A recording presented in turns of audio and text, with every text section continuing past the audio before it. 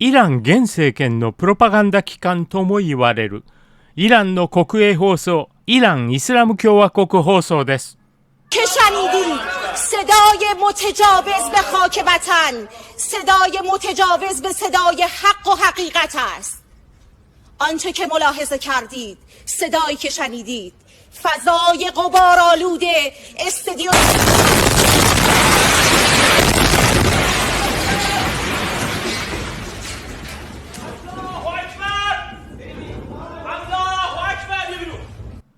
こんにちは。シュタインバッハ国際問題研究所の石川です。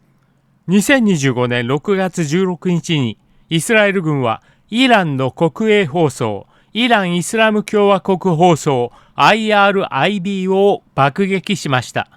今日はこのことについてお話しします。国営放送の放送局員が爆撃された放送局から飛び出して臨時のリポートを SNS に投稿しました。جنس شادلو سردبیر گروه دفاعی خبرگزاری صدا و سیما در این چند سال در تمام عملیات‌های وعده صادق جلوه اقتدار ایران و شکست هیمنه رژیم صهیونیستی رو به تصویر کشیدیم. اینجا سازمان صدا و سیماست، مرکز فرماندهی جنگ رسانه ایران و مرکز به قدرت کشیدن تصویر اقتدار ایرانی و ایرانی جماعت。こちらはイスラエル国防軍が公開した空撮映像です。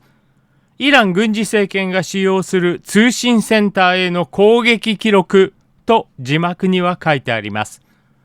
イランイスラム共和国の公式通信社で、イラン文化イスラム指導省の管轄下にあるイスラム共和国通信社 IRNA は2025年6月16日の夜、次のように報じました。シオニスト政権は6月16日午後、イラン放送協会が生放送中に放送局を攻撃した。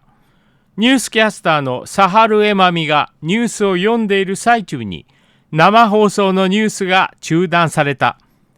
革命最高指導者は偉大なるイラン国民へのメッセージの中でこう述べた。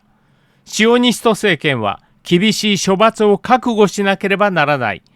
神のご意志ならば、イスラム共和国軍の強大な手は反撃するだろう。イスラム共和国の公式通信社 IRNA は6月16日の夜、このように報じました。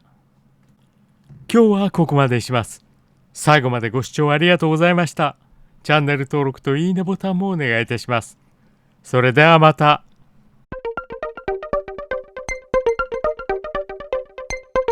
که شنیدید صدای متجاوز به خاک وطن صدای متجاوز به صدای حق و حقیقت است.